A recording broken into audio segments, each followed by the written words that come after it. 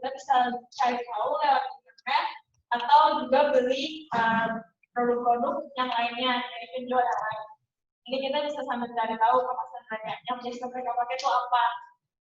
Udah kita survei, kita perlu konsultasi ke penjual kemasannya. Karena kan kita kan hanya menjual isinya. Sedangkan kalau kemasan yang lebih tahu pasti penjual kemasannya, apakah ini aman atau enggak kayak gitu. Jadi kita juga bisa konsultasi ke penjual kemasan dan pedagang yang menjual produk serupa. Karena kalau misalnya pedagang yang menjual produk serupa juga mungkin udah lama juga, dia pasti udah lebih tahu kalau kemasan yang ini tuh nggak cocok, lebih cocok kemasannya kayak gitu. Dan yang terakhir itu ada diskusi dengan penjual kemasan mengenai kemasan yang diinginkan. Karena tadi kan kita udah tahu nih, udah dari kenalin, udah semua ada konsultasi, kita udah tahu kemasan yang kita pengen tuh kayak gimana dan desain kemasannya kayak apa.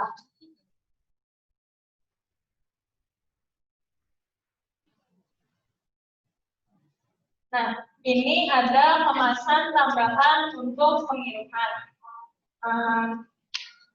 Ini saya tambahin, kayak misalnya setelah tadi kita udah nemuin produk kemasan apa yang tepat buat produk pangan kita biasanya mau ngirim nih ke ada yang pesan terus kita mau ngirim. Nah, kita bisa tambahin ini ada bubble wrap. Ini contohnya tuh buat produk-produk kayak gini karena kita kan pakai plastik. Nah, kalau pakai plastik tuh pas dikirim kita nggak tahu apakah nanti bakal dijatuhin atau gimana. Biasanya kita kasih bubble wrap. Nah, bubble wrap ini bukan sepenuhnya menjaga, bisa pakai ditambahin es gel supaya produknya tuh lebih kuat. Karena itu kan nggak dimasukin ke kulkas ya selama pengiriman. Di suhu ruang kayak biasa itu takutnya tuh gampang terkontaminasi sama bakteri-bakteri.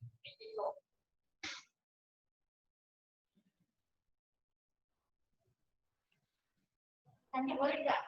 Ya boleh. Ya itu bisa dipakai untuk yang itu kan?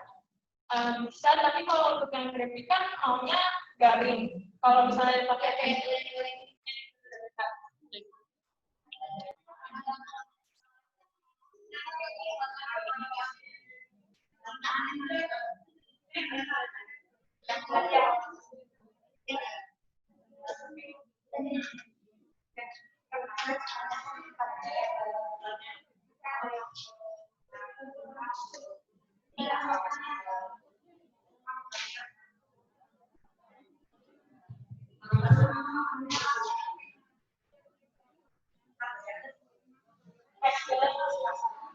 jadi kalau untuk es gelnya sendiri, ini saya cari di Shopee di salah satu online shop.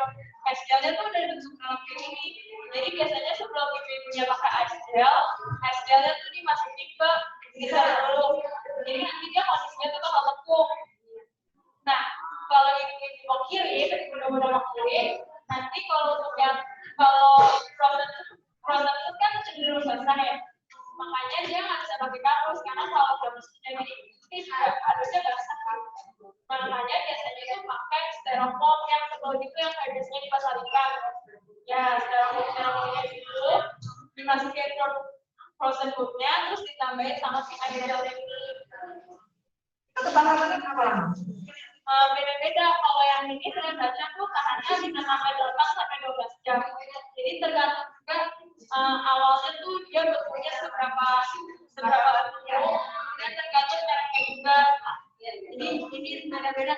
Ini yang gabak es gel ini sama yang kanan ini tuh kemarin saya baca kuotanya juga beda.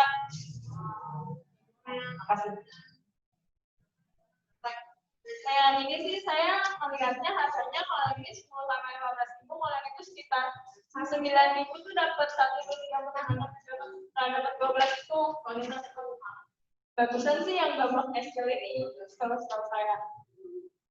Ya, tapi kalau benar-benar cari di online shop itu ice gel itu juga biasanya nggak cuma ada 2 ini doang kok, ada banyak ya, banyak mereknya bisa disesuaikan sama kebutuhan Bunda. Kalau misalnya Bunda cuma frozen produknya tuh cuma butuh waktunya misalnya supaya tahan 12 jam. Ngapain Bunda beli yang lama banget gitu? Yang 12 jam aja juga cukup. Kalau terakhir ini kayak produk produk saya. Jadi setelah di freezer tadi kan udah dimasukin, kalau mau dikirim masukin ke styrofoam, masukinnya tuh kemasan sama kemasan itu, kemasan itu apa di styrofoam? di styrofoamnya, jangan dimasukin ke makanannya, jadi satu sama makanannya. Jadi makanan frozen foodnya tuh udah di packing dulu, udah di tempat kayak gitu, dimasukin ke styrofoam, baru ditambahin es gelnya. Berarti untuk melindungi semua ya? Ya, jadi ya supaya jaga suhunya supaya tetap dingin. Kalau yang seperti ini ya, Kalau saya aja juga bisa ditambahin, bisa dicari juga di rumah macet, saya mau masukin di sini kalau silikannya. Kalau silikannya bisa dimasukin, tapi untuk produk-produk yang kering, bukan produk frozen food, karena itu lebih kuat jarak udara.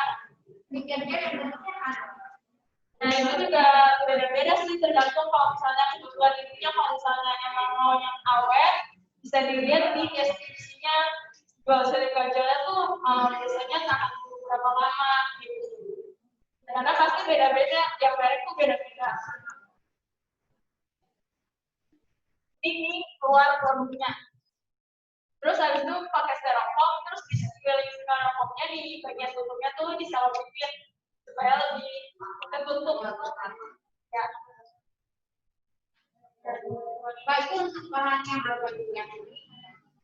Kalau yang frozen food untuk yang produk-produk yang basah itu kalau yang styrofoam. Karena biasanya kalau frozen food itu kayak produk buku, misalnya yang tadi jual chicken capsule masih mentah itu kan tinggal goreng. Itu kan biasanya ditaruh di kulkas sendiri sebelum dikirimin. Biasanya berarti kalau keluar dari kulkas itu produknya bakal basah kan. Nah kalau basah itu kalau pakai kardus nggak kuat karena kardus nggak tahan air kan, nanti dia bisa basah. Makanya biasa pakai yang styrofoam ini.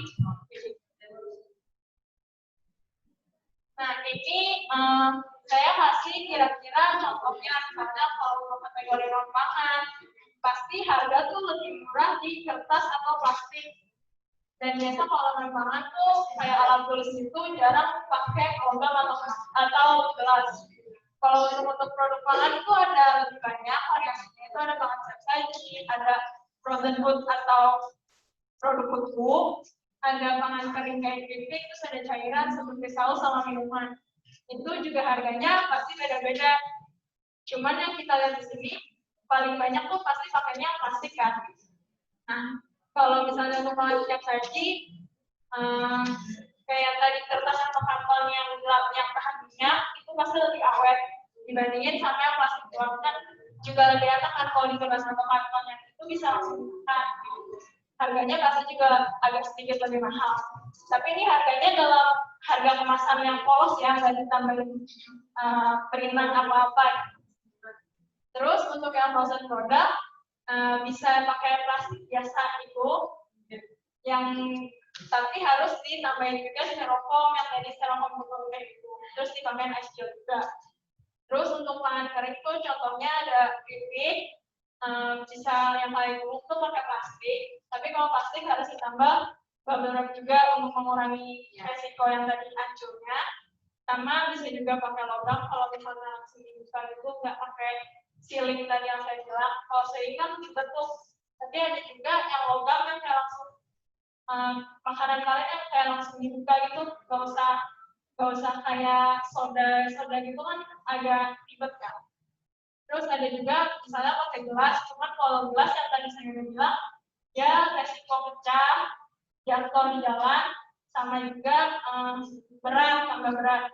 Oh ya, tadi untuk yang pas pengiriman itu pas bunda-bunda nyampe di tempat kurir pengirimannya itu bisa dibilang kalau ini tuh isinya produk makanan.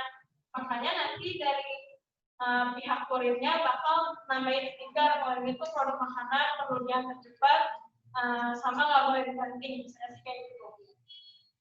Terus untuk yang terakhir ini ada cairan atau saus kayak minuman itu juga bisa pakai gelas, bisa juga pakai plastik. Kalau plastik kayak yang dipegang bundanya itu tadi di botol minuman plastik. ini ada tambahan sedikit. Itu tadi kan plastik yang paling banyak digunakan, tapi kita juga tahu kan plastik itu udah mulai dilarang penggunaannya sama pemerintah. Kenapa? Karena bisa karena sulit terurai. Terus banyak dimakan juga sama hewan laut kan kasihan. Jadi sebenarnya itu ada kemasan ramah lingkungan. Kemasan ramah lingkungan ini tuh biasanya terbuat dari tumbuhan kayak pati singkong, pati jagung, atau rumput laut itu bisa jadi kemasan. Makanya itu ditulis emot plastik karena itu sebenarnya bukan plastik tapi kayak plastik. Nah, ini tuh yang udah mulai dipasarin tahun 2014. Tapi emang jarang dipakai di Indonesia, lebihnya tuh di luar negeri. Padahal salah satu penemunya, setahu saya, itu orang Indonesia di Bali. Gitu. Jadinya di banyak dipasarinnya di luar negeri, karena orang-orang dari luar tuh lebih concern ke supaya lebih kondisinya juga aman buat lingkungannya. Ini tapi saya pernah nemuin juga dijual di Mini Super. Mini Super seingat saya pernah melihat kemasan ramah lingkungan juga. Nah, kenapa kemasan ramah lingkungan itu lebih bagus? Karena dia tuh sekali pakai. Dan udah sekali pakai dia juga mudah terurai atau mudah hancur. Kalau plastik biasa kan hancurnya lama ya. Mau kita buang, dia nggak hancur. Mau kita kubur juga dia nggak hancurnya lama. Kalau itu hancurnya cepat. Dan karena ini terbuatnya dari tumbuhan, makanya ini diklaimnya kalau misalnya kemakan sama hewan atau kemakan kita sendiri makan tuh nggak apa-apa. Karena ini terbuat dari tumbuhan juga. Terus kalau misalnya kita kubur, ini tuh bisa jadi kompos alami buat tumbuhannya itu lagi. Karena balik ke alam. Cuman kekurangannya memang relatif lebih mahal karena belum banyak diproduksi di Indonesia sendiri. Gitu.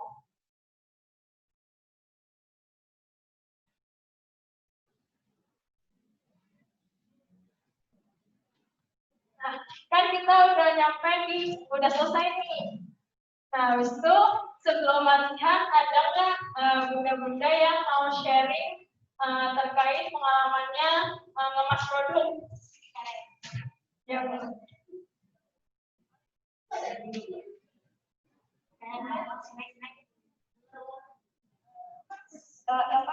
mau tanyakan, sering amat ya, saya kan berarti ada yang mulai Jepang.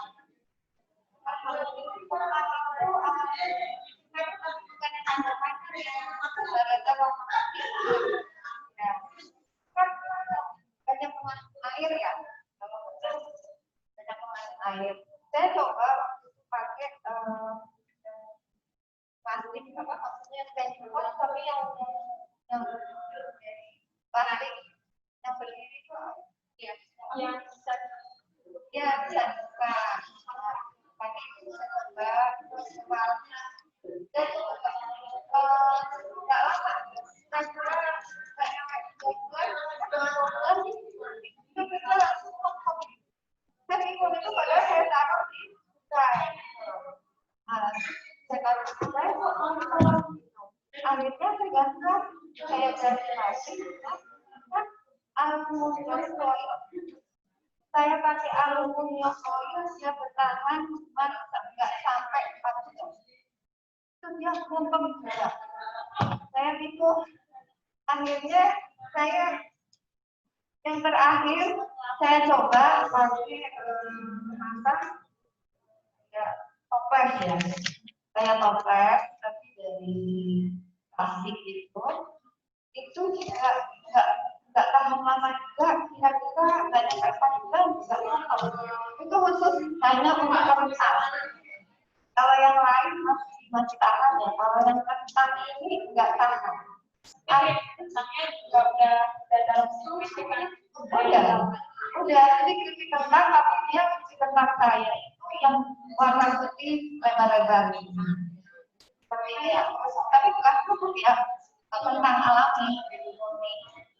Nah, akhirnya terakhir saya coba karena banyak permintaan juga dari orang dan itu ada yang nawarin saya waktu itu saya ikut di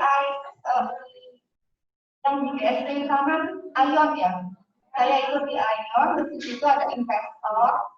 Dia nawarin saya bingung karena nggak bisa awet juga. Kalau bisa awet 1 tahun, saya mau. Dan akhirnya kalau saya taruh apa namanya bling ya, kemasan bling dia tahan lama. Cuman kan riskan kalau dikirim ke sana. Kebetulan saya apa namanya ditawarin ini sama investor di Bosnia waktu itu. Jadi saya bilang saya merah, nggak bisa. Makanya sampai sekarang saya pengen itu aja, kalau keripik kentang yang paling awet ya itu kemasan beli sampai tahun.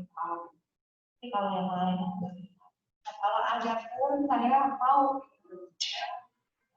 jadi kalau ada orang yang macam saya langsung dadakan begini. Kalau diberi ya nggak sampai 2 bulan, 1 bulan saya udah tarik, karena nggak bisa.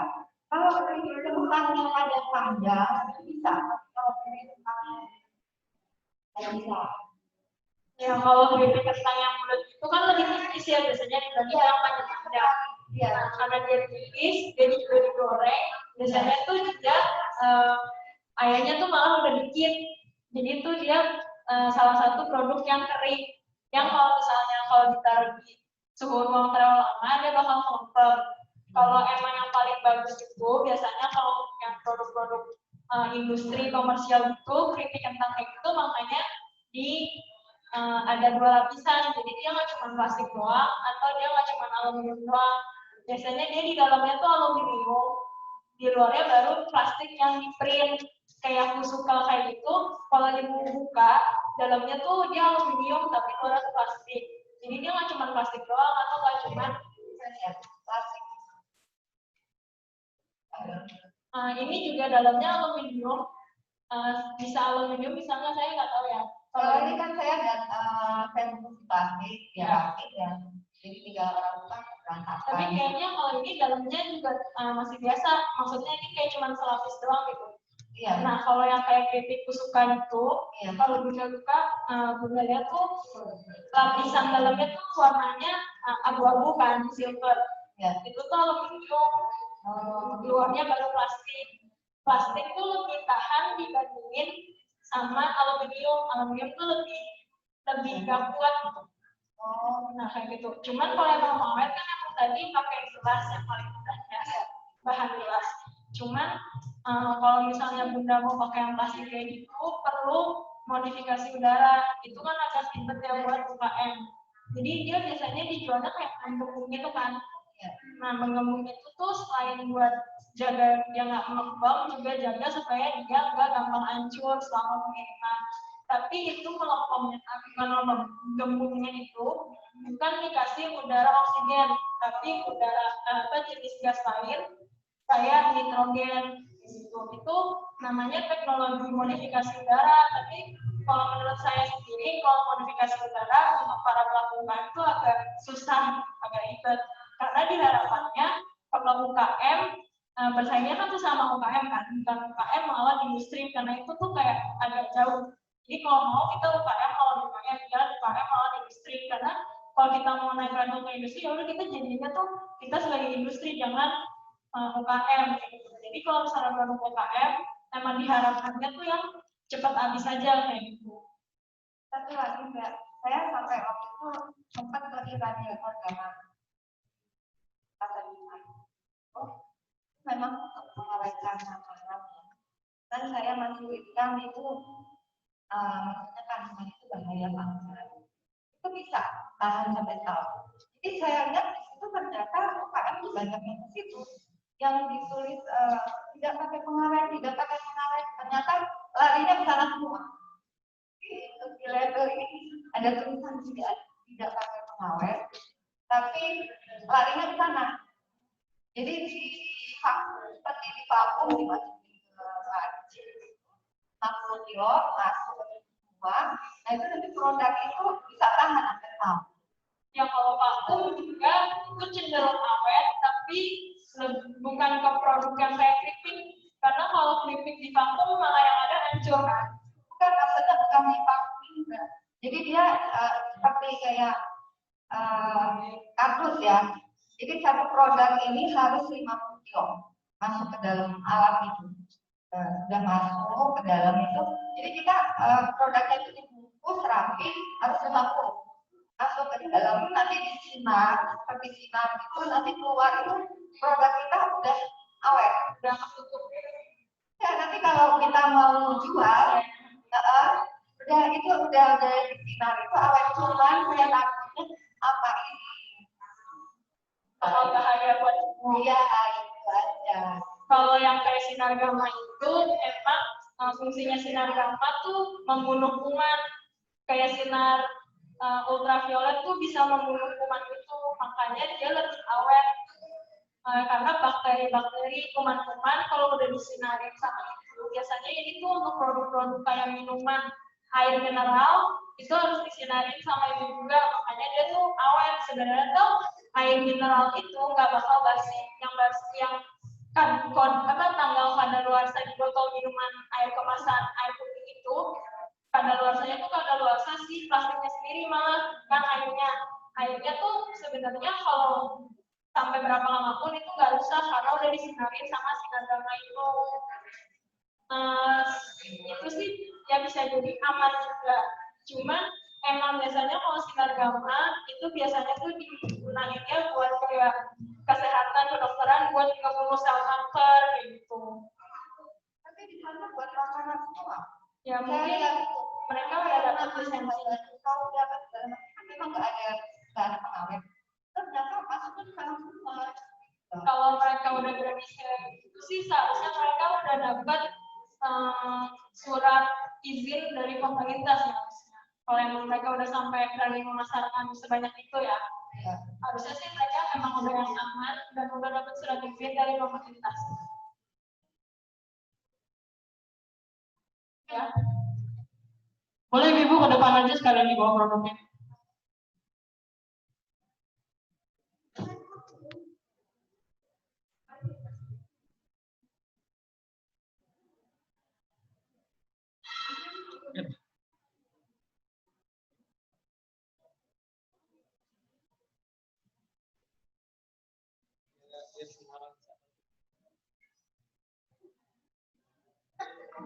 Siap. Mau nanya yang tadi. Ke depan aja, ke depan.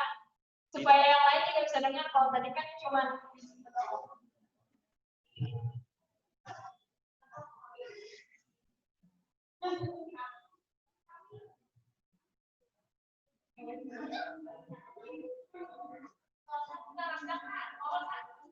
Tadi saya ngapain yang Ibu tadi ada yang kurang jelas tadi. Sensigal yang untuk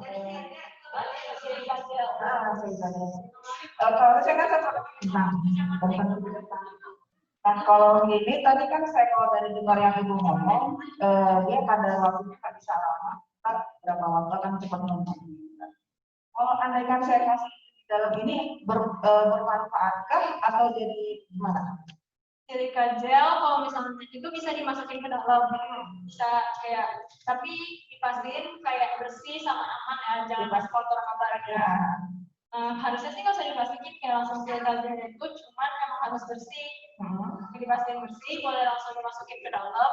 Silika gel itu fungsinya lebih ke nyerap udara yang tadi kelembapan. Jadi karena ini produknya kering, dia kan nggak bisa kalau dibuka terlalu lama atau kena udara terlalu lama dia bakal melempem.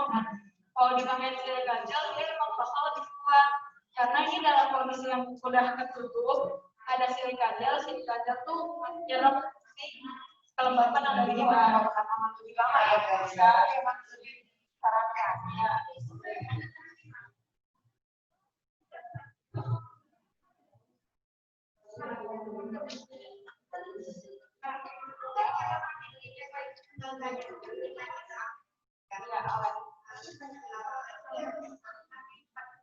Kalau lamanya dari 2 bulan ke 4 bulan itu tergantung produk ibunya juga, produk gunanya emang dia airnya banyak, basah banget atau kering. Kalau produk yang lebih kering dipakai itu pastinya lebih awet juga karena dia kan nyerapnya juga lebih dikit kan, lebih dalam jangka waktu yang lebih lama. Tapi kalau emang produknya sendiri kadar airnya lumayan oke, pasti dia bakal lebih cepat. Jadi walaupun bisa ngawetin, nggak ngawetin selama itu.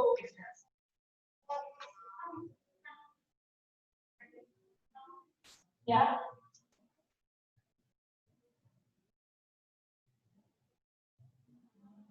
Dan saya produknya itu asinan, asinan sayur. Dan saya pernah ada pengalaman melayani konsumen yang tinggalnya di Sentul. Dan saya pengiriman dari rumah itu pagi sekitar jam 9.10, ternyata sampai lokasi konsumen itu hampir maghrib. Nah, itu gimana untuk menyiasati supaya kita nggak khawatir dan kita itu sampai dengan selamat ya masih fresh karena konsumen kalau misalkan tahu ini kan cukup kecewa itu karena sayuran Ya. sayurannya pakai apa yang aman untuk kita kasih. Kalau sayuran segar itu kan emang tadi saya bilang kayak sayuran segar tuh lebih gampang rusak ya, karena kita nggak masak, itu masih benar-benar segar. Jadi emang paling amannya kalau sayuran segar ini dijual memang untuk konsumsi dalam 1 hari aja habis. Dan kalau untuk pengiriman bisa ditaruh di kemasan plastik itu juga nggak apa-apa, cuman yang perlu diingat mungkin ke kebersihan awalnya. Jadi mesti yang benar-benar cuci tangan dulu, sayurnya dicuci, terus pas dikemas tuh nggak boleh dalam kondisi basah. Jadi harus benar-benar udah dikeringin sama tisu atau sama semacamnya. Jadi pas ditutup dikirim itu kan nggak telur, itu kan ketutup, jadi telur gitu kan. Nah kalau misalnya produknya lagi kering pasti dia lebih aman juga. Jadi jangan pas basah-basah udah dimasukin ke dalam tempat, ditumpuk-tumpuk, ditutup lagi, itu pasti bakal cepat lebih layu atau rusak. Kalau sebenarnya perlu pakai ice gel nggak kalau ini nggak usah juga nggak apa-apa sih sebenarnya, asalkan di awal perlu dipakai jadi yang kering itu.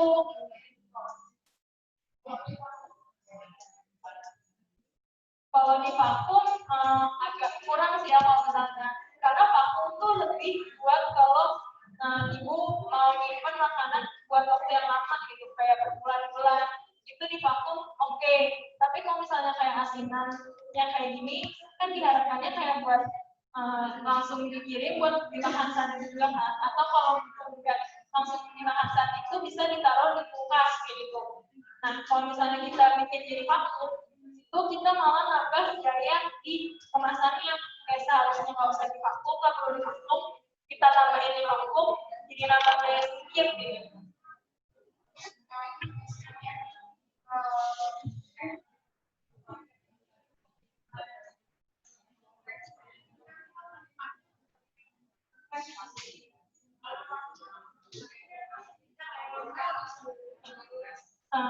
Iya bisa, cuma yang balik lagi nambah ke ini biaya, ya nambah biayanya.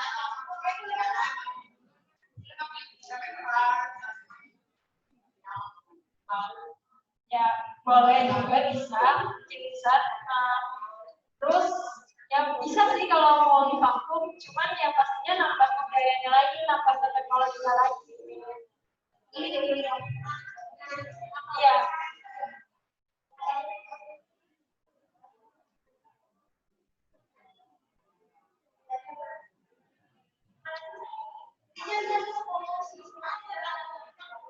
Tapi kalau emang untuk yang kayak mengirim kayak asinan kan diharapkannya kayak cepat habisnya, bukan yang kayak lama banget itu. Jadi kemasan yang sederhana untuk pengiriman yang cepat kayak gitu sih.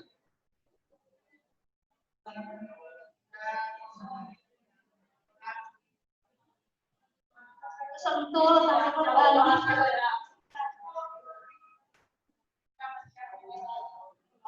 panas, enggak panas. Kebetulan saya pernah kirim sampai ke Jogja, dan anak saya di Jogja. Saya bawain asinan ini untuk oleh-oleh, yang ada saya deg-degan. Kita sampai sana oleh-oleh ini hancur. Kalau misalnya buat pengiriman ke luar kota juga makanan, biasanya kan kita masih tahu nih ini produknya makanan. pasti ditanya itu produk makanannya kayak gimana. Nanti juga dari si kurirnya bakal kasih stiker tadi itu apakah ada yang harus cepat atau emang bisa lama. Tapi emang perlu disiapin sama kemasannya itu sendiri supaya karena kalau kemasan kan lebih langsung berhubungan sama makanannya kan. Sedangkan kalau untuk pengiriman kayak lebih ke kotak luarnya aja dan kecepatan pengirimannya. Ya, iya bisa dari bantuin. Ya, emang udah walaupun udah dikasih stiker juga orang-orang kayak bisa langsung kayak acuh-acuh juga kan. Saya juga ada pengalaman mama saya ngirimin keripik gitu, nyampe Bogor ya udah hancur juga walaupun udah ditempatin. Cuman emang kalau kita kasih bubble wrap makanya itu bukan 100% supaya nggak hancur, cuman mengurangi resiko hancurnya. Ya kalau mau lebih amannya sih pakai kaleng atau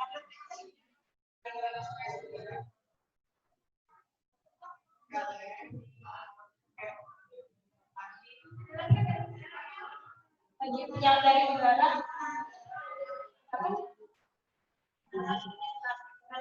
Oh itu yang kayak snack-snack gitu ya? Snack-snack yang biasa dijual di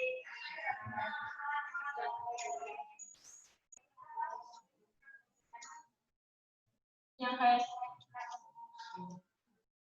oh ya bisa juga kayak gitu ditambahin jadi kayak bubble wrap sama bantal itu sih sebenarnya mirip kan, isinya udara supaya nahan dia tuh mengembang gitu. Cuman kalau misalnya yang bisa masuk yang bantal itu emang lebih gede gitu kan ukurannya, ya lebih mengembang. Kalau yang itu saya kurang tahu sih, dan saya juga belum pernah lihat kalau dikirimin yang pakai bantal.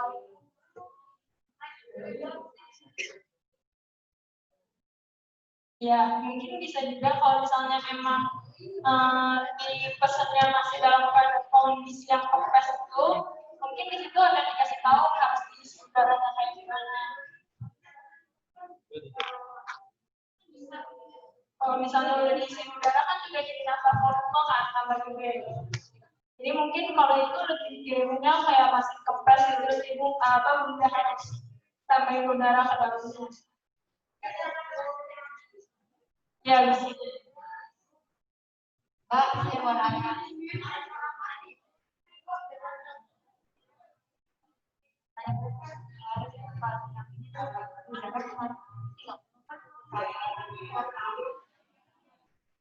Oh, kalau capek,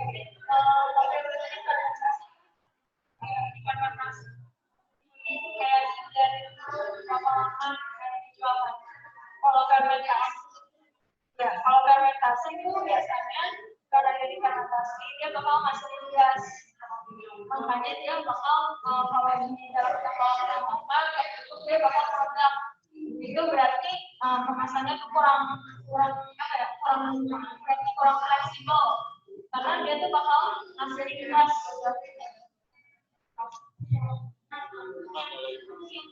Plastiknya mungkin lebih ke yang plastik yang lebih fleksibel, yang enggak kaku atau bisa juga ya mengungkap mungkin bisa cepat ke dalam jangka waktu yang lama, karena kalau misalnya makanan fermentasi ini itu atau mungkin bisa juga dikurangi isinya jadi jangan terlalu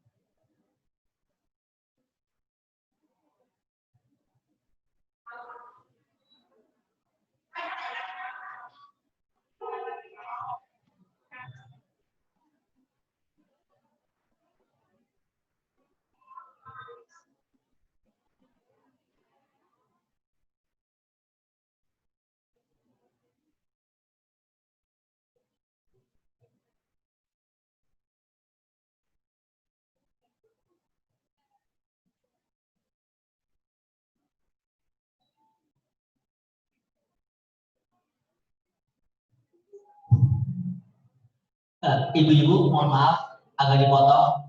Jadi buat tadi ibu yang nanya udah kita ingat, walaupun kita nggak sempat nyatet namanya karena kita juga lupa mengingatkan atau memperkenalkan dirinya. Jadi buat yang udah nanya nanti udah kita siapin hadiahnya. Nah sekarang buat yang selanjutnya tinggal satu pertanyaan lagi. Nanti sisanya kita minta 3 orang buat menjelaskan atau menjawab mengenai soal latihan ini. Nanti lebih lengkapnya akan dipandu sama stasiunnya langsung. Nah, buat sekarang tinggal ada satu pertanyaan lagi. Nanti silakan bertanya, sebutin namanya dan menit depan. Jadi biar pertanyaannya dalam tanda kutip seolah-olah nggak diulang-ulang karena mungkin pertanyaannya sama, tapi akhirnya karena nggak dengar, karena tidur, riuh, nggak bisa tahu pertanyaannya, jadi ada yang nanya lagi gitu. Jadi harapannya bisa lebih tertib, tenang, biar apa yang disampaikan sama Stasia atas satu pertanyaan itu sekaligus menginformasikan ke semua orang gitu. Itu ibu ya. Nah kurang lebih nih ada satu pertanyaan lagi, ada yang bertanya. Ulang tadi ibu bareng. 1, 2, 3. Ya ibu. Yang pakai baju, pakai kerudung coklat. Ibu. Maju ke depan aja. Silakan maju ke depan ibu.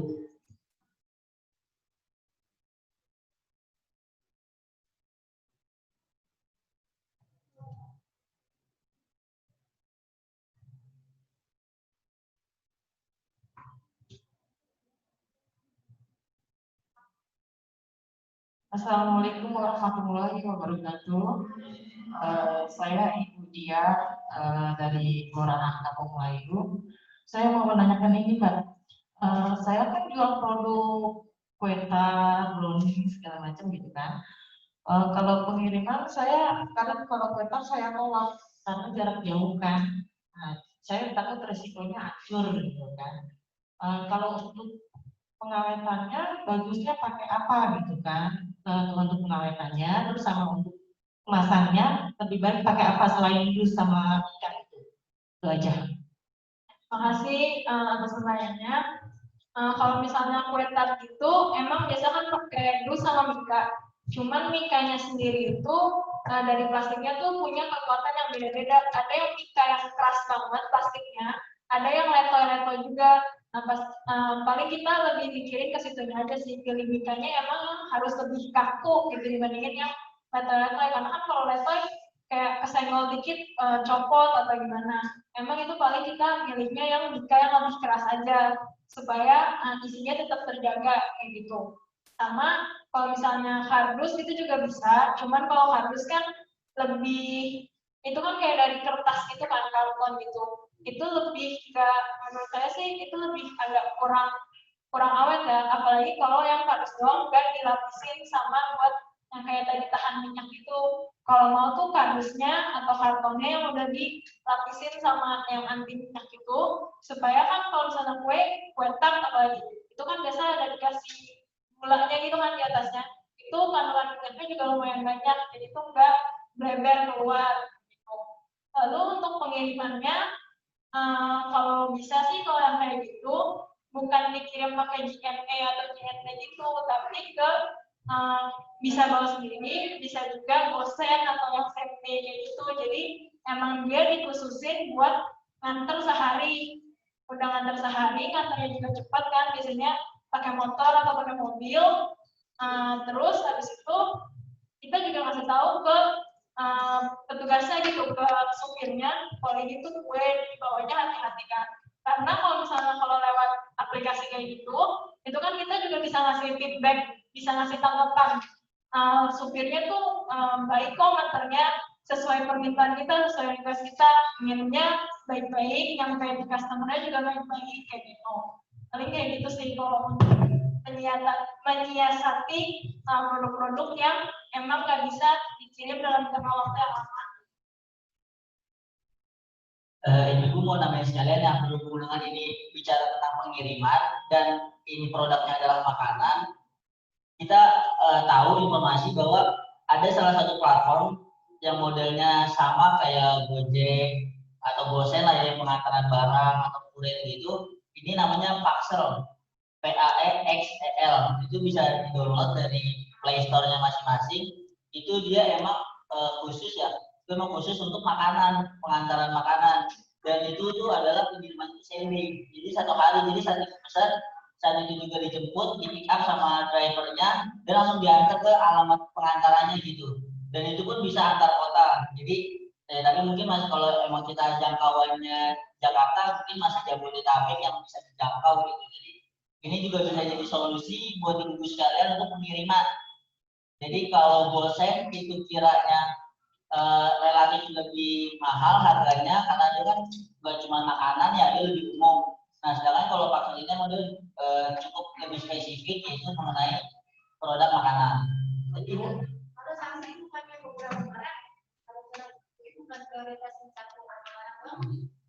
kalau same emang ada yang beberapa, tapi ada juga pilihan yang instan. Ada juga yang selain same day yang satu hari itu ada juga yang instan. Kalau instan tuh biasanya lebih ya pesan lebaran, tapi harganya emang lebih mahal. Jadi kalau ibu bunda-bunda mau coba mungkin bisa coba yang paksal ini yang lebih dikhususkan untuk makanan dan relatif lebih murah. ya, bunda. Ada kayak boxnya gitu nggak kayak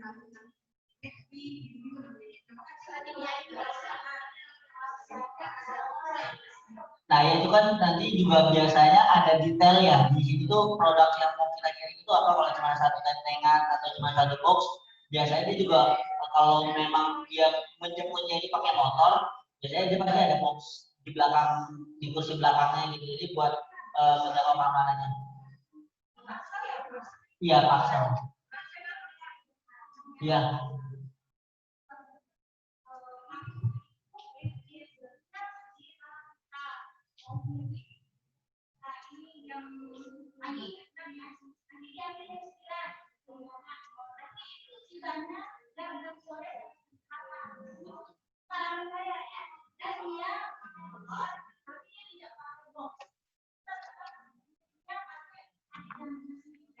Dan itu barang sendiri jadi gitu ya, tentengan gitu aja ya. Ya.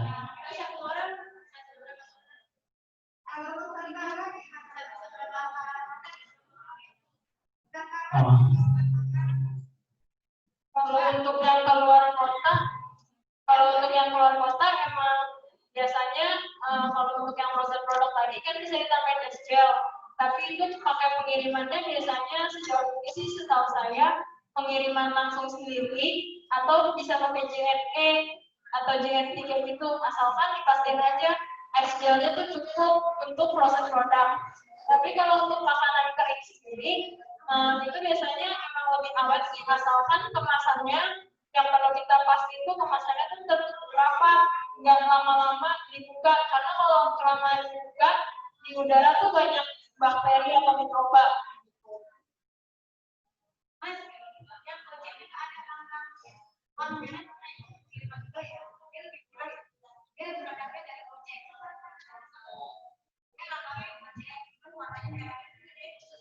Makanan kurang tahu sih Bu kita.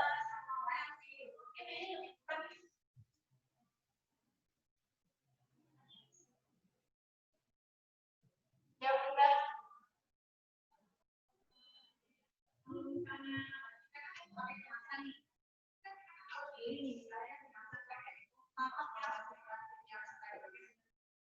Itu terjamin kebersihannya atau enggak ya?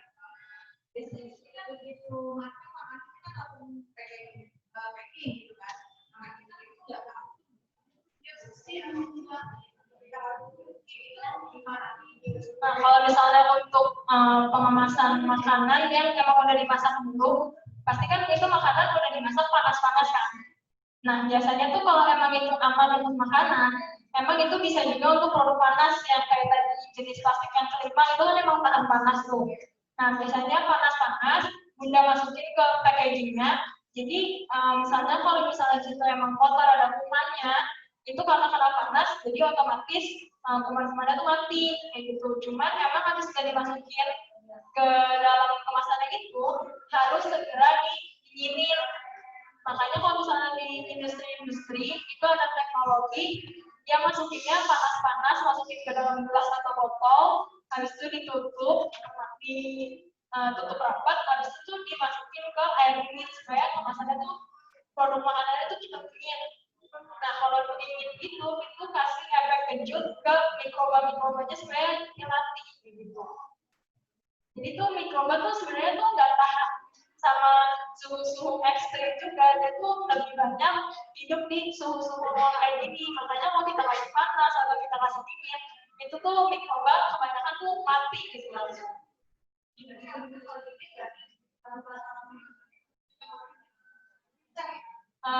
Panas-panas dimasukin ditutup. Kalau misalnya freezernya emang cepat nggak bekuinnya nggak apa-apa. Cuman kan kalau misalnya dimasukin ke freezer nggak langsung yang bisa langsung dingin kan, langsung beku. Pasti butuh waktu berjam-jam, itu agak lama. Bisa juga dicelupin dulu ke air dingin, habis itu baru dimasukin ke freezer. Itu menurut saya sih itu lebih cepat dinginnya.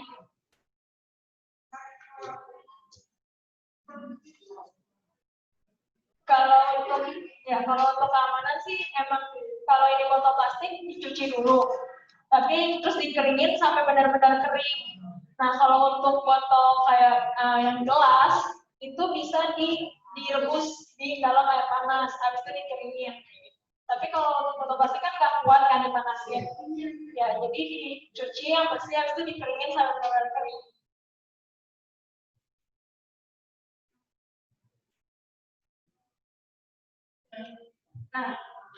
Nah, ini sesi pertanyaannya ditutup dulu ya. Kita lanjut ke sesi latihan ini. Di latihannya ini, saya minta bunda-bunda buat identifikasi produk makanannya masing-masing. Ini tuh produk makanan tuh jenisnya pangan atau non-pangan, terus karakteristik atau sifatnya kayak gimana, apakah dia mudah hancur kayak keripik atau mudah rusak kalau di suhu ruangan kayak produk produk gitu. Terus penyebab kerusakannya apa yang berhubungan sama kondisi lingkungannya, apakah tadi yang sensitif cahaya atau sensitif udara kayak gitu, sama kira-kira udah tahu dari ketiga ini jenis karakteristik sama penyebabnya, kira-kira tuh jenis kemasan apa yang cocok dan alasannya kenapa. Kasih waktu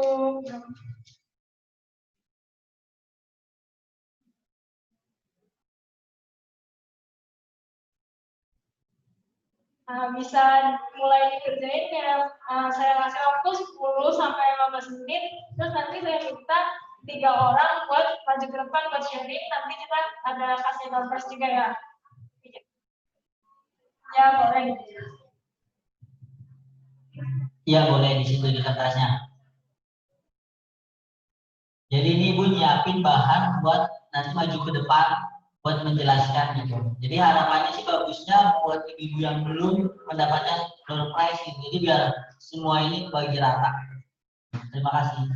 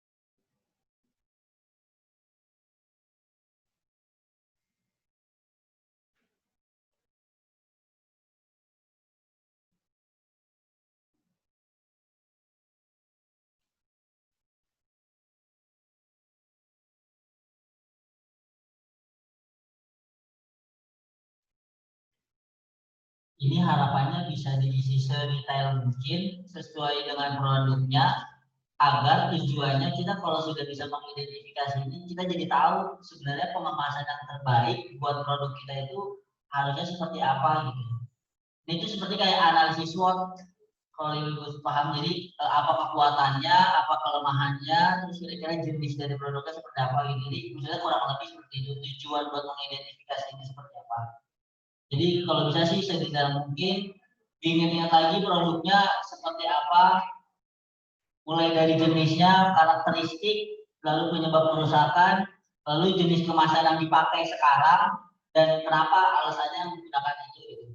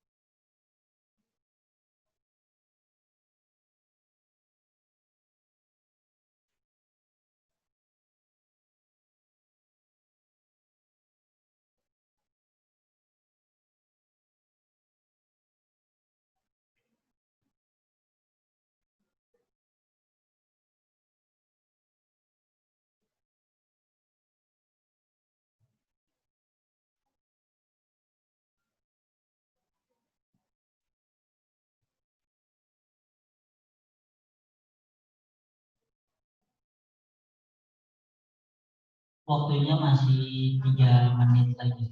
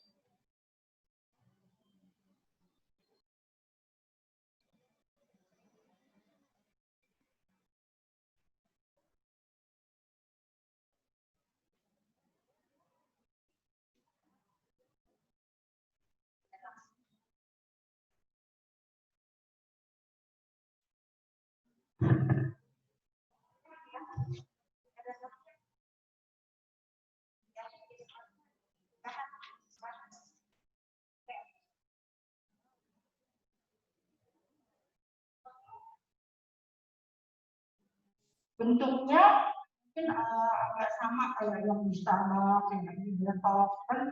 Ini saya rumahan dan harganya juga kalau di Starbucks 15.000, Breton 15.000, ini saya jual cuma 5.000. Ini yang brown sugar choco, dan saya juga ada lagi bikin baru ini yang kacang. Dan rasanya alhamdulillah kombinasi bagus-bagus ya. Dan ini produknya kering ya, mudah pecah. Itu ini juga jadi suhu ruang juga keluar juga, jadi bisa melempem. Jadi ya saya kemasan saya masih sederhana, masih seperti ini.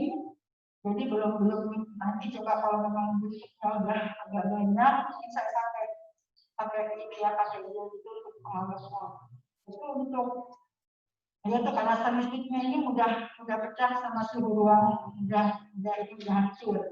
Nah kalau untuk saya yang ini ada macam ini sebenarnya kita satu produknya pakai pakai kertas.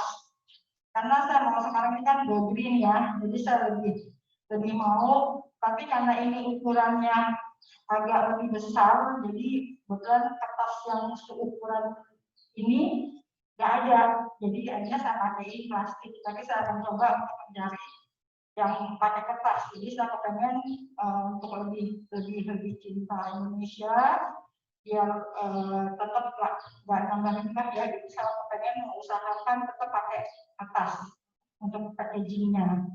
Itu kalau untuk ya, dan kertas ini nyatanya lebih menarik, lebih mudah dikemas, lebih mudah dibuka gitu. Jadi benar-benar mau menyampaikan sebenarnya ringan, murah, dan menarik, serta digemari sama ya mungkin pangsa pasarnya anak-anak muda ya, gitu. Tapi ya ibu juga bisa makan. Ini cuma itu doang. Kalau memang seandainya kayak almond, saya biasa lah ya, mesti harus tetap jus almond. Ini minuman sehat karena saya hanya pakai almond sama kurma. Itu saya kasih garamnya garam Himalaya, jadi tanpa pengawet, tanpa gula, benar-benar minuman sehat khususnya untuk orang diabetes, untuk ibu lansia. Jadi dan nikmat. Terus terang jusnya enak sekali. Jadi kalau buat orang-orang yang ini saya juga lumayan udah banyak teman yang pesan gitu, tapi terus terang saya pakai Instagram itu saya baru ini. Jadi saya kalau masuk pasar saya masih belum pakai WA di status biasa ya, jadi belum promonya belum ke ini ya, ke online masih belum gitu karena saya masih belajar dan saya masih belum menguasai. Itu aja. Terima kasih, Mbak. Assalamualaikum warahmatullahi wabarakatuh. Ya, makasih untuk Ibu Nima ya tadi. Bu Ina. Nah, produknya juga keren-keren banget. Kayak tadi ada yang sampai mikirin untuk penderita diabetes juga, sama untuk dikonsumsi kayak gitu. Sama cookies juga. Memang kalau menurut saya sendiri, cookiesnya kalau kita bisa lihat cookies yang ditutup di package sama plastik dibandingin sama yang plastik tuh pas kita makan pasti kan ada kayak mikir kayak kalau yang di plastik yang di kertas-kertas kayak gini kayak lebih mirip sama di Starbucks gitu kan, pakainya kertas-kertas, tapi emang kertasnya nggak bisa yang sembarangan kayak kertas buat nulis gitu. Emang ada kertasnya tuh khusus, kertasnya tuh teksturnya juga beda karena ini kan produknya juga pasti ada campur margarin atau menteganya, harus emang yang tahan minyak juga kayak gitu. Terus kalau misalnya emang yang jus ini emang paling mudah di botol plastik, cuman mungkin yang lebih di concernnya lagi ke kebersihan botolnya tadi kayak gitu. Sama kalau bisa di cookiesnya ini di depannya nanti dikasih merek, Bunda bikin merek taruh di sini, jadi Bunda bisa orang-orang tuh bisa tahu gitu cookies dari brand Bunda ini kayak gitu. Ini rasa apa gitu. Jadi bisa tanpa kalau yang plastik kalau yang kertas ini kan nggak kelihatan nih. Jadi bisa ketahuan ini tuh rasanya apa gitu. Ada untuk yang tadi Bunda yang yang pakai jilbab gitu ya.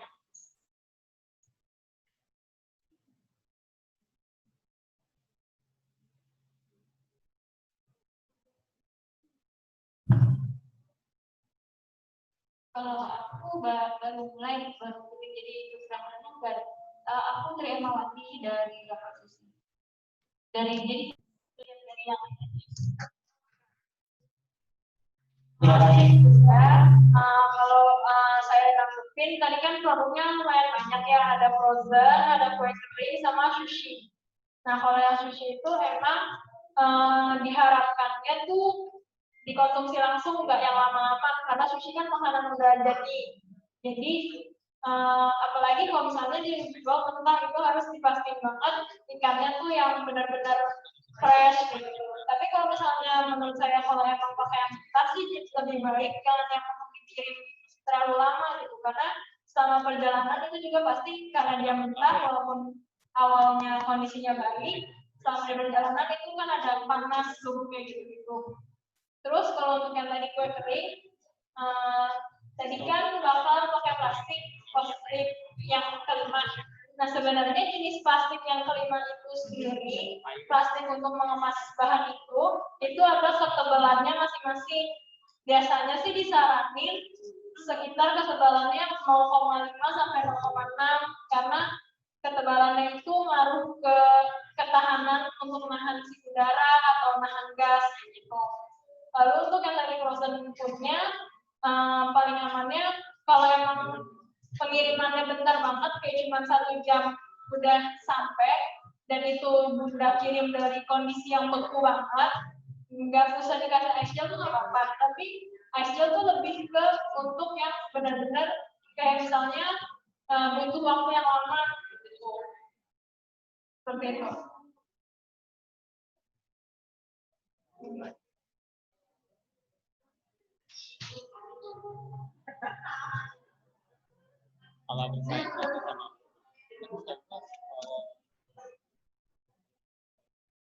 Assalamualaikum warahmatullahi wabarakatuh. Saya Dahlia dari Cipinang Muarabu, Kecamatan Jatinegara. Dapur saya adalah dapur digital, Bu. Saya ini istilahnya usaha apa aja nih, Mas. Cuma saya ini zamannya lagi gini, nggak ada pesanan, jadi aku kering-keringan.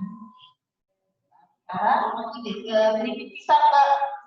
Jadi produkku sekarang keripik pisang, jenis panganan kering, riskan dengan ukuran. Sementara packagingnya aku pakai plastik yang PP ya. Cuma kadang-kadang pakai juga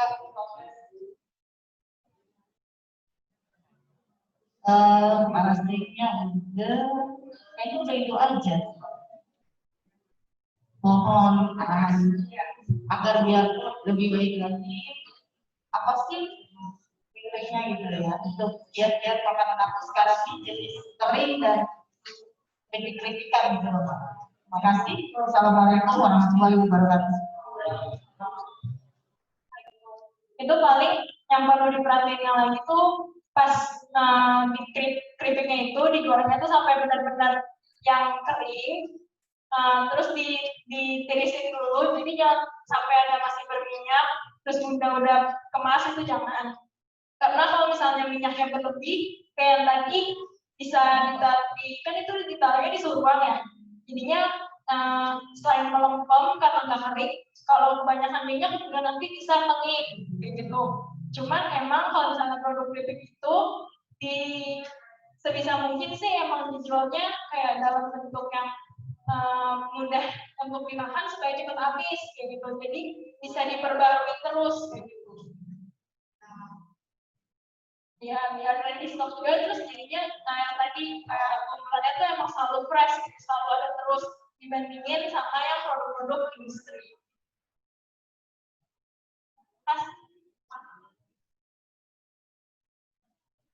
Ya, sekian untuk pelatihan yang hari ini mengenai produk pemasaran produk. Kalau emang nanti ada yang mau ditanyain lagi, mau nanya-nanya bisa lewat grup WA. Saya kembalikan ke MC. Ya, terima kasih buat Sasya. Tepuk tangan dulu ini buat Sasya. Ini benar-benar berarti Sasya belajar di kampus tuh benar memperhatikan dosennya ya. Semua kayaknya yang menjadi keluhan ibu-ibu mengenai pengemasan produknya tuh semua bisa dijawab gitu.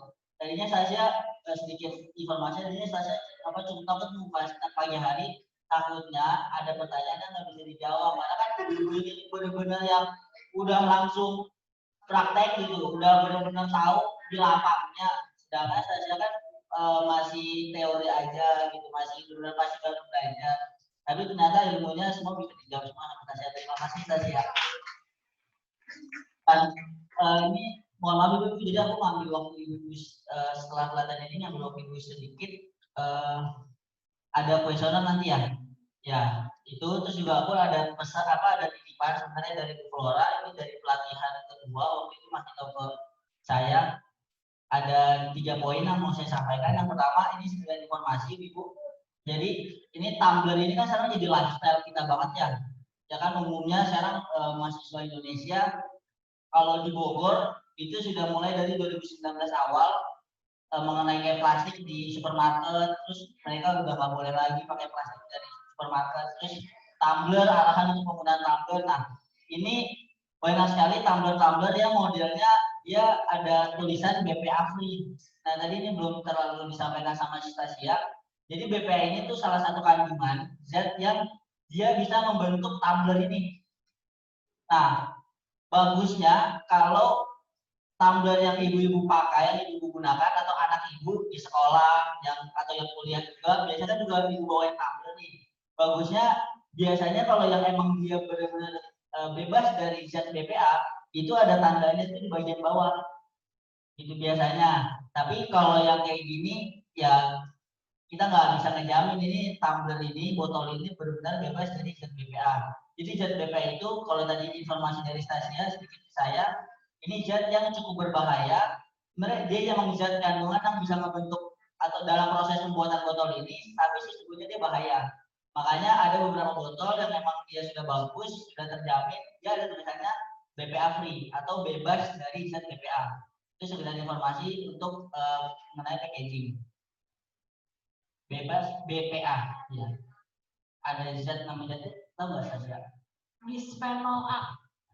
Namanya itu. Jadi kalau misalnya memang mau dipastiin yang aman, selain ada tulisan BPA free, bisa juga dilihat di bawah botol atau bawah kemasan bunda, itu tuh angkanya berapa yang dari 01 sampai 07.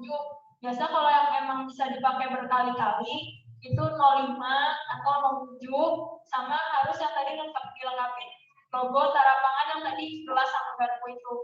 Kayak gitu. Ya. Terus aku mau ngasih tahu 2 hal Ibu. Yang pertama sini saya mau tanya dulu. Di sini adakah ibu yang emang benar-benar bekerjanya itu menjadi seorang pengusaha itu emang benar-benar real pengusaha gitu. Maksudnya nggak kecampur-campur karena saya ibu rumah tangga terus mau nyari tambahan, mau membantu suami, membantu anak, mau membantu keluarga, ya udahlah ikutan dagang.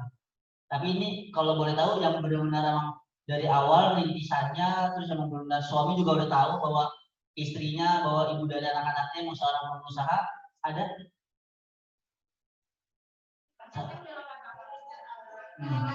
Oh, rata-rata berarti mau udah banyak gitu ya. Dan emang istilahnya suaminya pun ngedukung kan kalau emang pengusaha, maka menjadi pengusaha. Nggak cuman yang ada yang cuman dagang ya gitu, cuman kayak melihat oh ini ada peluang coba ikut, terus benar-benar coba jualan, kalau nggak berhasil oh ya udah nggak apa-apa, nanti diem lagi selama 1 tahun nggak ngapa-ngapain, terus ada peluang jualan lagi, terus diem lagi. Kalau ini yang dimaksud saya itu yang benar-benar suami itu juga tahu bahwa ini pengusaha, namanya pengusaha kan ada perjuangannya Bu ya, beda kalau misalnya kalau karyawan gitu. Nah ini yang pesan dari Bu Flora untuk bisa saya sampaikan. Jadi sekedar informasi Ibu, nama saya Edo, saya kuliah di IPB, masuk 2017. Keadaannya waktu itu saya hampir nggak bisa masuk kuliah karena kondisi UKT. Saya keterbatasan untuk membayar uang kuliah tunggal waktu itu 7 juta. Awalnya UKT saya 1 juta. Ini akhirnya saya bilang, saya emang dari awal tujuannya emang nggak pengen menyusahkan orang. Maka dari itu, dari mulai semester 3 saya jualan, mulai dari jualan burger sampai akhirnya sekarang saya berkolaborasi, Ibu. Sekarang saya di semester 7, bahkan mungkin dari semester 6 bulan Maret pas awal-awal Covid, saya bisnisnya itu konveksi, jadi jual. Jadi kalau mahasiswa bikin kemeja, bikin jaket, bikin kaos itu bikinnya di saya.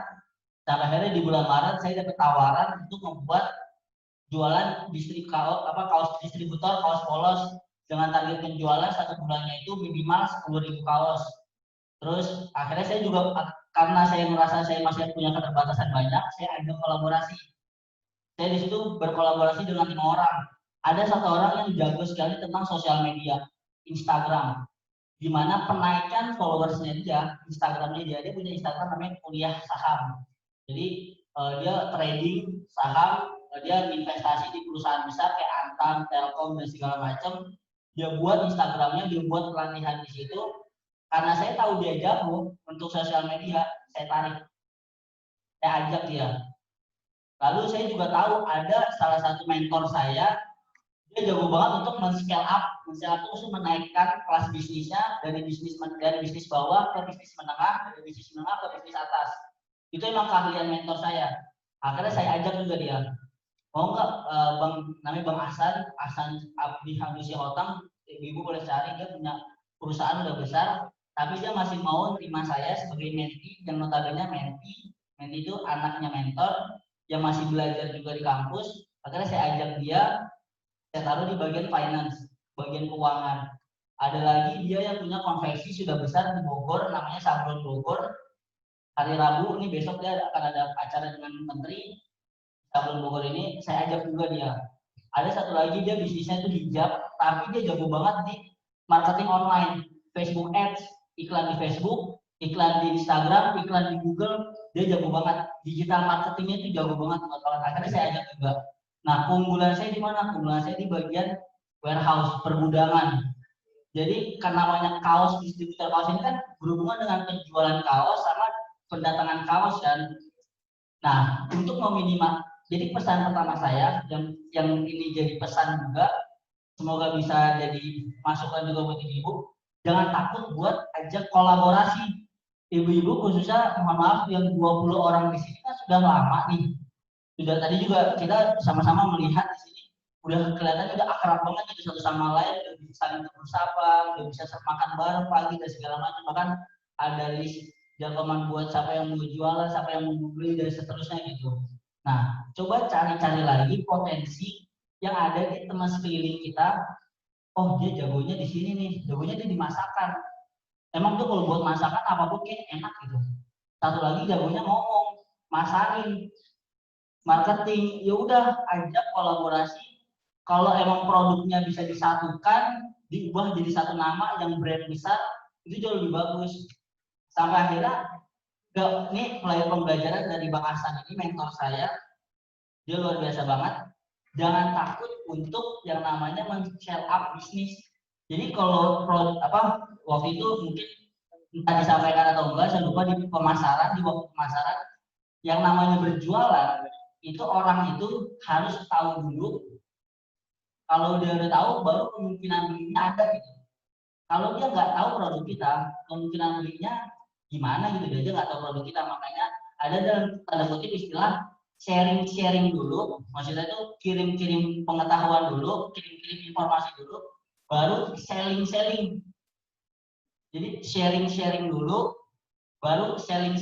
Jadi kita kasih tahu dulu aja nih. Makanya itu yang disebut iklan, budget iklan.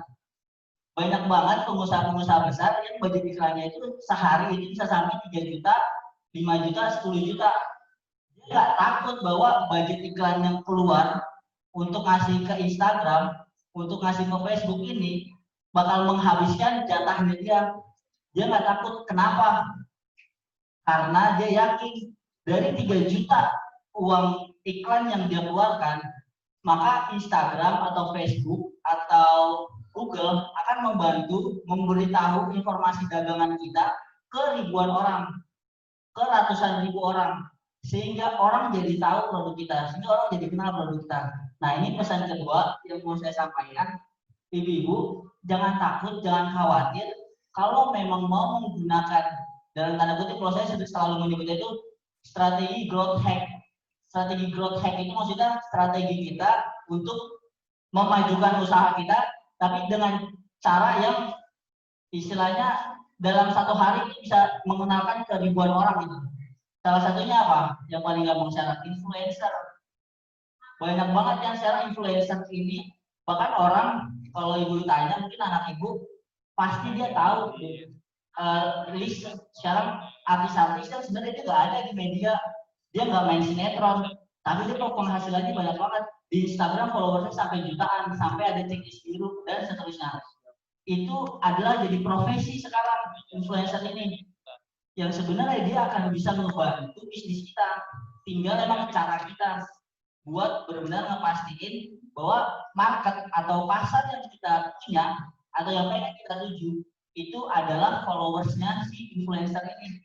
Hingga saat si influencer ini ngomong tentang produk ini, oh maskernya ini bagus, stylish, murah, enak juga, nyaman. Akhirnya followers ini kan akan ngikut. Jadi walaupun uang budget kita buat membayar si influencer ini 2 juta, kita juga punya perhitungan akan kembali lagi uang ini dengan order, misal 50 orderan, maka uang 2 juta itu akan kembali lagi. Atau ibu lebih mengerti lah mengenai produknya gitu. Nah, ini yang sudah disampaikan waktu itu di seminar juga, saya ingat sekali yang perkataannya Pak Hilman waktu itu. Jadi jangan takut untuk growth hack. Nah, saya pengen ngasih solusi lagi buat ibu-ibu. Kalau saya tadi melihat percakapannya antara saya dan ibu mengenai pengantaran yang kayaknya kalau pakai GoSend harganya mahal, pakai Paxel ada nggak langsung bisa sampai saat ini juga. Jadi salah satu bisnisnya Bang Hasan, mentor saya ini, jadi saat orang bulan Maret, April, Mei lalu kekurangan uang, Bang Hasan pivot itu mengganti bisnisnya dari bisnis souvenir, dia itu bisnisnya oleh penyedia souvenir nomor 1 di Indonesia, namanya Siaga Souvenir. Dia mempivot, dia mengganti bisnisnya menjadi bisnis frozen food. Keunggulannya dia apa? Salah satunya adalah gratis ongkir. Tinggal dia punya aset motor. Ibu-ibu juga insya Allah sekian persen pasti mempunyai aset motor. Ibu-ibu tahu ada beberapa anak muda, ada beberapa orang yang mungkin membutuhkan pemasukan, membutuhkan pekerjaan, jadikan dia sebagai biaya variabel. Biaya variabel itu maksudnya apa? Bukan biaya tetap, tapi dia dimasukkan dari setiap keuntungan yang kita dapat dari setiap proyek, kita naikkan 2.000. Jadi misal kalau tapi ada minimalnya biasanya. Jadi kalau minimal ngantar misal kayak jalan-jalan Bu Julia, bubur misal ada 3 piece, keuntungannya kalau dijual 3 piece ini, Ibu Julia ngerasa oh dapat untungnya 8.000 nih dari 3 piece. Nah, si Bang Hasan ini dia pakai ketentuan biaya variabel, yaitu setiap satu kurir ini anak muda atau pengangguran yang ada di sekeliling kita yang dia butuh pekerjaan, setiap satu titik pengantaran itu kita cuma kasih uang 2.000.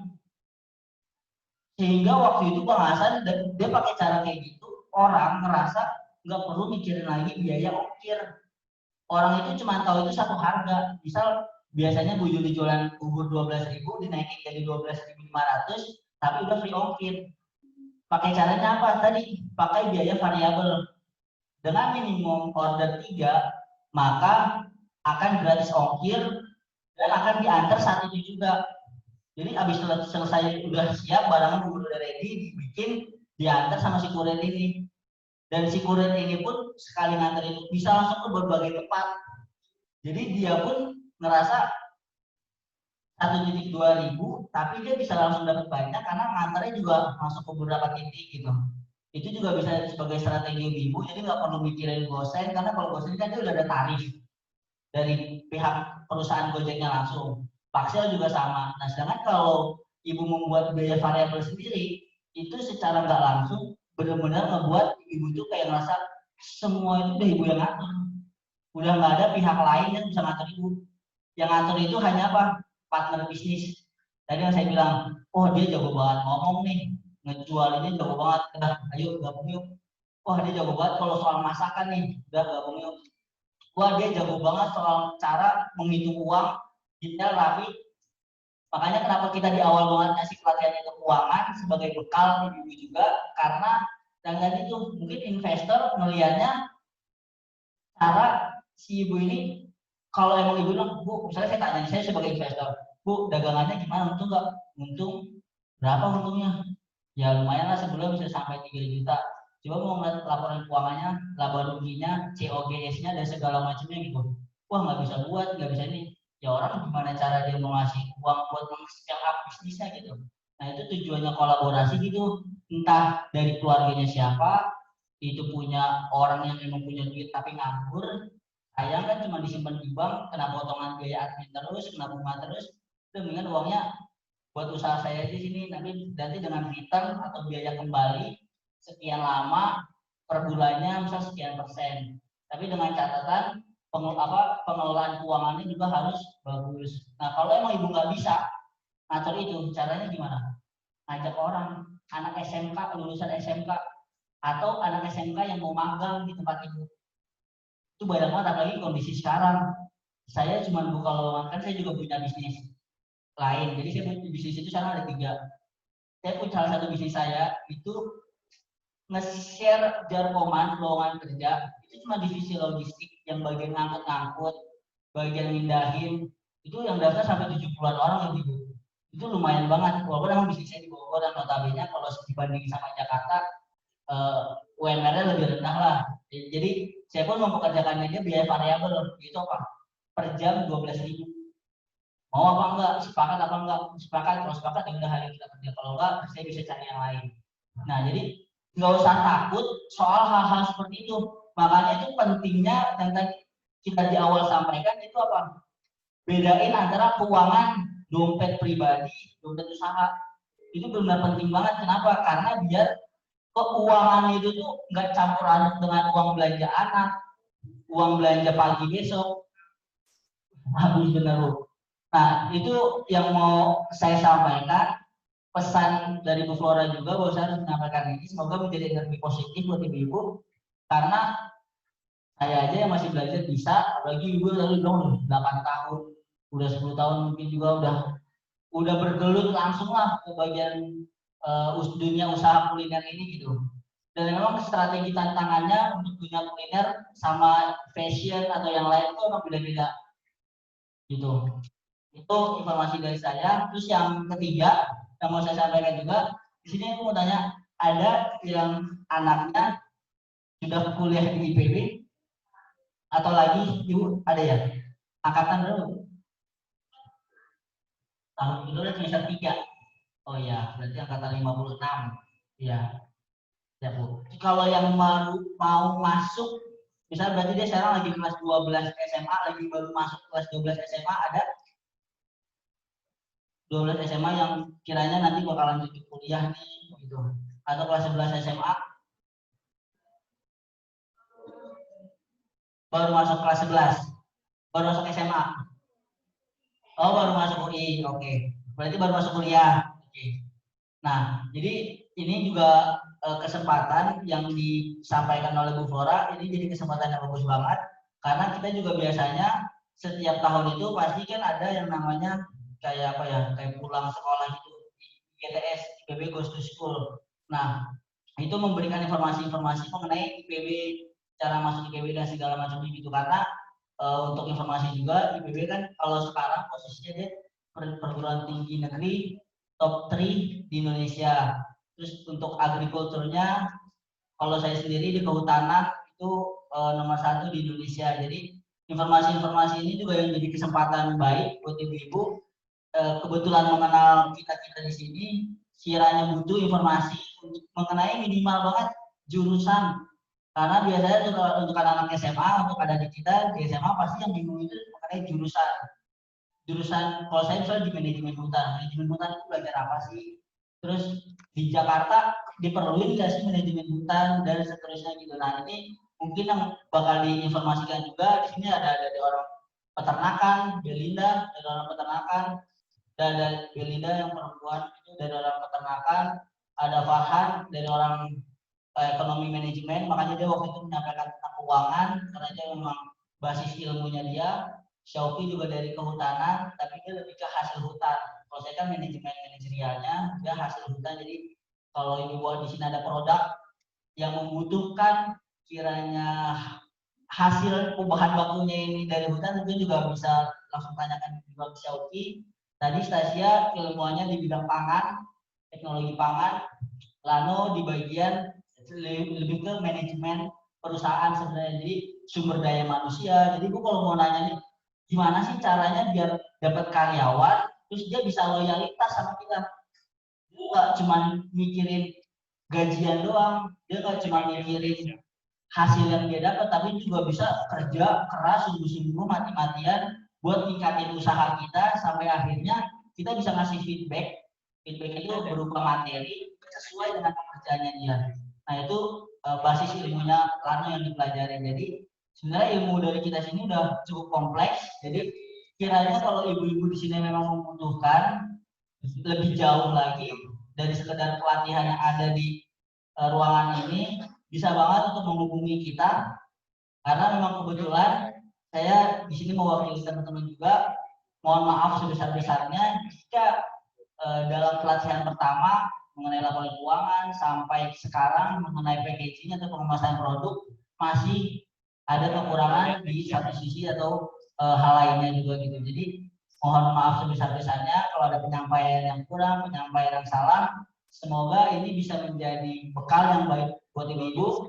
Niat kita atau tujuan kita di sini baik, insya Allah gak pengen atau maaf pengen usaha ibu-ibu juga meningkat dari segi omset, dari segi keberkahannya, dari segi penghasilan yang didapat buat keluarganya, dari segi usahanya benar bisa naik. Entah apapun yang ibu lakukan, usaha-usaha sampai sekarang ini, kita mohon maaf dan kita besar harapan kita juga bisa terus-terusan menyambung tali silaturahmi baik di grup WA maupun karena kita ruang lingkupnya masih dalam satu kecamatan. Saya juga tinggal di CBU, teman-teman juga masih ada di CBU, ada di Cipinang Jaya, jadi masih dekat. Jadi kalau memang kiranya butuh panggilan atau butuh ngobrol lebih jauh lagi, diskusi lebih jauh lagi, kita sangat terbuka untuk bisa sharing, bisa memberikan pemahaman yang kita pelajari gitu. Terima kasih Ibu atas perhatiannya, atas kesempatannya. Saya mewakili teman-teman di sini, pamit undur diri. Dan sebelumnya akan ada pembagian bingkisan terlebih dahulu. Tadi stasiun masih ingat? Tadi kalau nggak aku ini kan ada 9 kalau nggak salah. Ya, Ibu ya tadi 1, terus Ibu yang belakangnya kan abu-abu ya 2, Ibu 3 pakai kerudung putih 4, terus yang ini ya coklat Ibu 5 ya tadi nanya. Terus Ibu juga kerudung coklat yang belakang 6, Ibu 7, silakan maju. Ya Ibu 8, satu lagi aku lupa. Oh iya Ibu yang pertama kali responnya. Silakan Ibu yang tadi ber9 orang, silakan maju.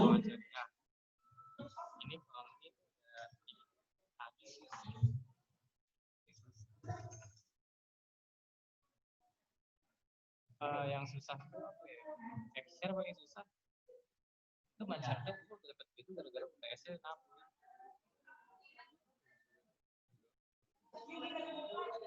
Barang semuanya.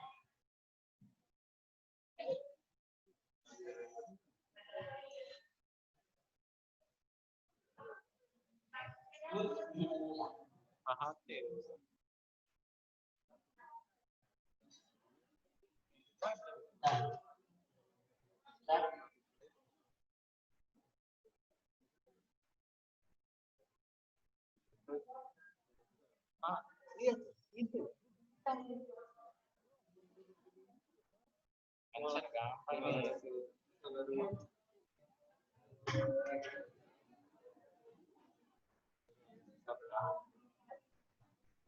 Wah, geser. Tuh.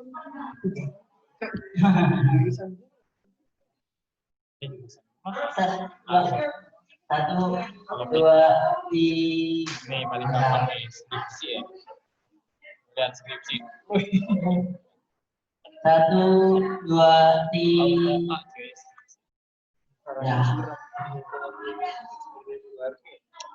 Mansyat itu sebenarnya gampang. Gara-gara kemarin UTS 2 sistem penilaiannya kalau benar per 1 salah min 1 akhirnya Lagi. Ini susah juga sih. Saya foto dengan mansyat lah. Enggak cuma ini. Mansyat B. Lu lihat sekarang. Enggak, lu lihat yang ini dari mana. Gampang aja. Harusnya nggak sampai pengambil gitu kan. Soalnya easy. Manajemen sharing. Share semuanya. Sosok Ayo. Easy. internet tempat Telkomsel. Apa nih? Udah. Dimaksud KRX kan? RS.simak aja.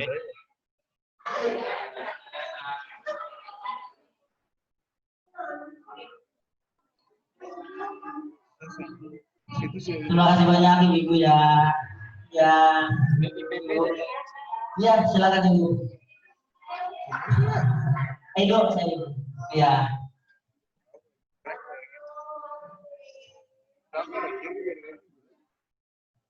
Oh ya, itu mohon maaf untuk form evaluasinya.